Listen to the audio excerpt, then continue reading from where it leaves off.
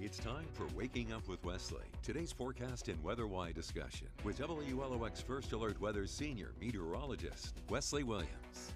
Waking Up with Wesley is sponsored by Exclusive Auto Brokers. For the best deals on wheels, visit Exclusive Auto Brokers on Beatline Road in Long Beach.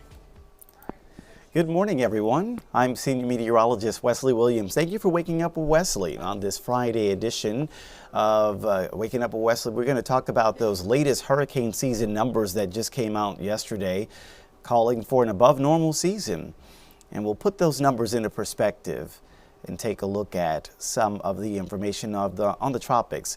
We'll also take a look at your holiday weekend forecast as we approach the Memorial Day weekend. I know a lot of people might be traveling to spend time with friends and family as you observe the Memorial Day holiday. And fortunately, I think we're looking at some fairly nice conditions, although it will be pretty summer-like. So without further ado, let's get right to the information.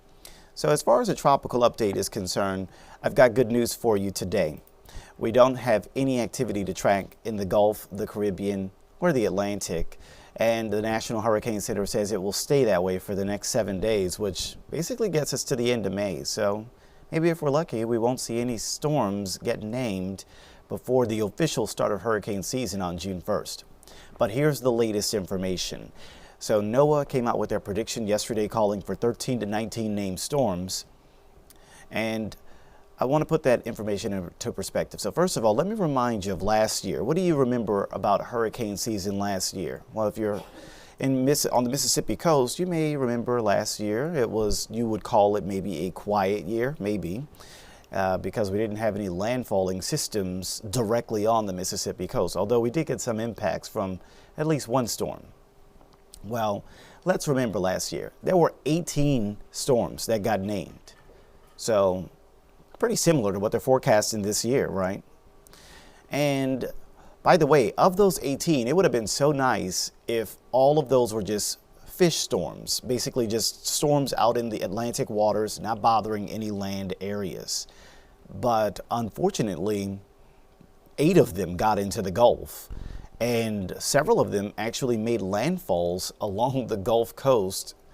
So this is a look at last year's hurricane season, showing you every storm that got named from last year. Some of the storms were fish storms. You can see basically Joyce, Leslie, Gordon, Kirk, Isaac, all did not really bother too many land areas. They were mostly out in the Atlantic water. But a lot more of them got closer to land. Ernesto was a tropical storm that hit Puerto Rico. And you can see a number of other storms got much closer to the U.S. mainland. And we can take an even closer look at some of those into the Gulf. So taking a look at those Gulf systems, there were 8 of them there. 2 of them did not affect the U.S. That was Alberto in June and Chris in July. Those made landfalls in Mexico. Now, there was one in the very end of the season, Rafael, which was a hurricane, but then actually fizzled out over the Gulf. It never made a landfall. It actually fell apart, although it certainly did get our attention. Now, for the U.S. landfalls, count them: 1, Beryl; 2, Francine; 3, Helene; 4, Milton; and 5, Debbie. And maybe you want to count Debbie twice, since Debbie made a landfall in Florida and then made another landfall in South Carolina. But we'll just count Debbie as once in this case. So that's 1, 2, 3, 4, 5 U.S. landfalling hurricanes last year. Net 5 from last year is actually one of the highest numbers of U.S. landfalling hurricanes since the year 2000. You can see those 5 named storms there: Beryl, Debbie, Francine, Helene, Milton, all hitting the U.S. coast as a hurricane. And only 3 years since the turn of the millennium, since the turn of the century, did something like that or worse. Of course, we remember the horrible year of 2020, featuring landfalls from Hannah, Isaias, Laura, Sally, Delta, Zeta. But then you have to go back basically all the way to 2005. That was the next year since 2020 that had 6 landfalls, including Cindy, Dennis, Katrina, Ophelia, Rita, Wilma. And then the year before 2005 actually also had 6 landfalling hurricanes in the U.S. Alex, Charlie, Gaston, Francis, Ivan, and Jean. So over the last 20 to 25 years, there's only been a few years that have seen 5 or more landfalling U.S. hurricanes in a given season. And, last year is kind of up there, 5. So that just goes to show you with the numbers, we always talk about these hurricane numbers. And, last year there were a number of storms, 18 of them. But of that 18, 8 got into the Gulf. And of those 8, 5 made landfall on the U.S. coast as a hurricane, not as a tropical storm, but as a hurricane. So if we're forecasting a similar number this year in 2025, it could happen again. It's unlikely since, as you can see, the history shows you usually don't have that many number of landfalls, but it is a possibility that you could see that number again. And what's also a possibility is it might not spare Mississippi this time. Mississippi didn't get a direct hit last year, but that could be something that happens this coming year. That's why it's always important to be prepared, really no matter what that number is, because it only takes one storm to make your year a bad year. And if you've been watching our television channel, you might be aware that we are going to have a hurricane special that will air on our TV channel WLOX on May 31st.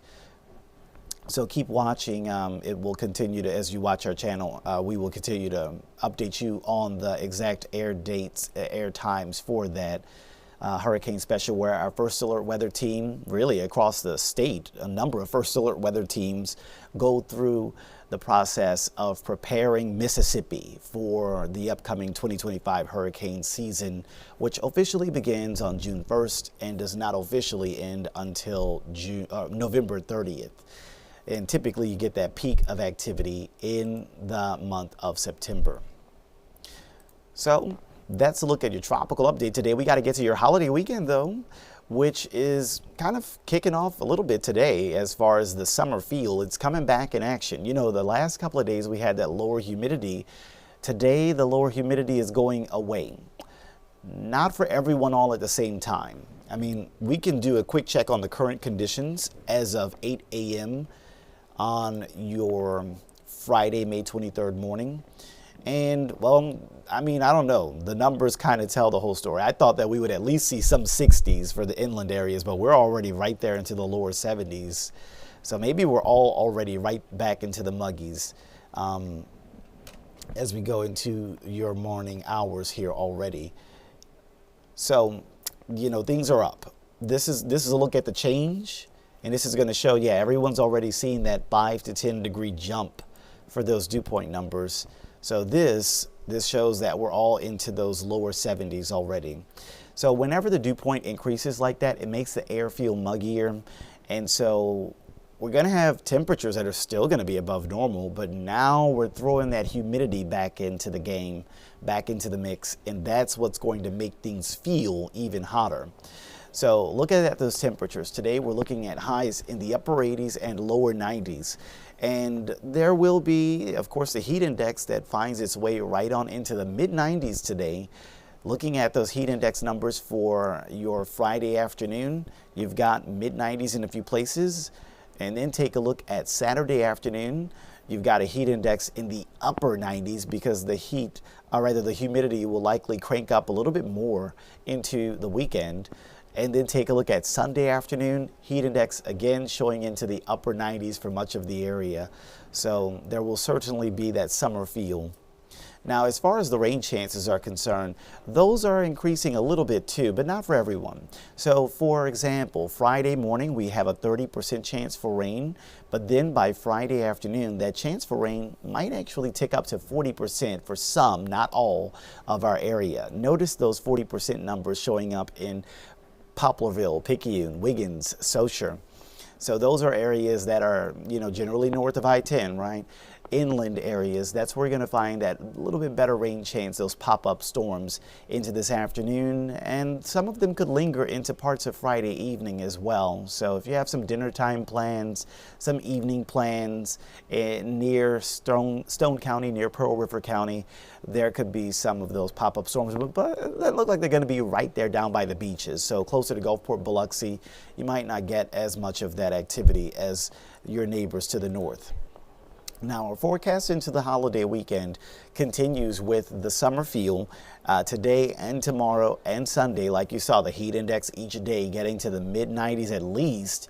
In some spots could see a heat index maybe close to 100 at times during the weekend afternoon. That will also be the case on Memorial Day weekend. So I know that a lot of people will be spending time with family and friends observing the Memorial Day weekend. And you do want to make sure you're, doing it safely. Don't forget the sunscreen. You don't want to get sunburned this weekend. Don't forget to stay hydrated. Drink plenty of water so you're not overheated. And of course, don't forget the umbrella too, because there will be some pop-up storms each day. There's actually an interesting thing that happens on Saturday and Sunday. There's going to be a storm complex moving toward the coast from the northwest. First of all, Saturday, many rain-free hours during the day. But then toward the evening, watch for some storms to try to move in from the northwest. See those right there near Hattiesburg, near Jackson? These are going to try to move down toward the coast at some point on Saturday evening. Some of us could get clipped by them in the 6 southernmost counties. I think George County, maybe Stone County has got a better chance of seeing that. Watch what happens when we go from 7 p.m. to 10 p.m. And you see that right there, just kind of clip through George County a little bit. So could be some Saturday evening rain chances for some of our inland areas. We take a look at Sunday, another day that should feature many rain-free hours during the day. You're looking at Sunday morning, some rain-free hours there across South Mississippi. There's a look at Sunday afternoon. Notice a little pop-up storms, most of them taking place maybe near or east of Mobile, but we do have a chance for that too, 20 to 30%. And then again, another storm complex coming in the evening and nighttime hours trying to race down toward the coast. So Sunday night, keep an eye on things. You see that right there, Poplarville, Pearl River County. Maybe you got some Sunday night. So could be some little sneaky rain chances into the weekend. One on Saturday evening and night near Lucedale, another on Sunday evening and night near Poplarville. And then we got your Memorial Day Monday. We'll take a quick look at the futurecast for that. Of course, we don't have as high resolution models once we go beyond 3 days into the future, so it might be a little harder to pinpoint exactly the weather forecast for futurecast. But it does show some rain in the area, perhaps primarily into the afternoon as well as into parts of the evening. So there you go with your holiday weekend forecast. I hope that you have a nice weekend, and we'll see you again next time. But for now, I've been Senior Meteorologist Wesley Williams. Take care and have a great day, everyone. And don't forget to, of course, watch out for those pop-up storms that might happen later today. Waking Up with Wesley has been sponsored by Exclusive Auto Brokers. For the best deals on wheels, visit Exclusive Auto Brokers on Beatline Road in Long Beach.